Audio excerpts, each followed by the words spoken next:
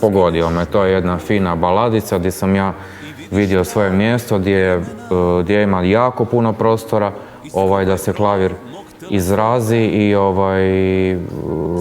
ispalo je jednostavno predivno. Sve što mogu reći da je Mladen jedan predivan lik, ovako samo zatajan, a puno muzikalniji od puno ovih kaj misle da su jako muzikalni, tako da to mi isto imponira kod njega, da on tako, što je Arsen govorio, tihi obrt.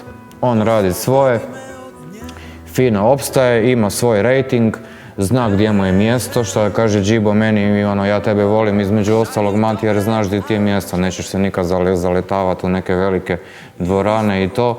Tako da Mladena cijenim, zbilja koliko je skroman, koliko je nezamjetan i koliko vrlo pošteno i talentirano radi to što radi.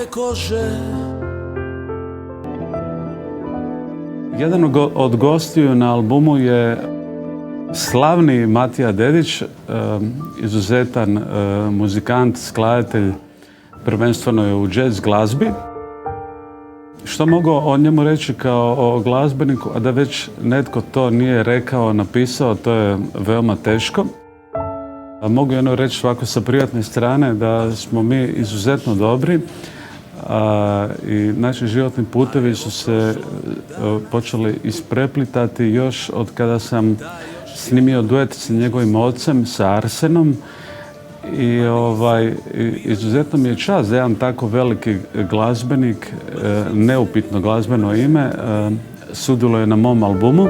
Lagano se ubijam, ja ću sada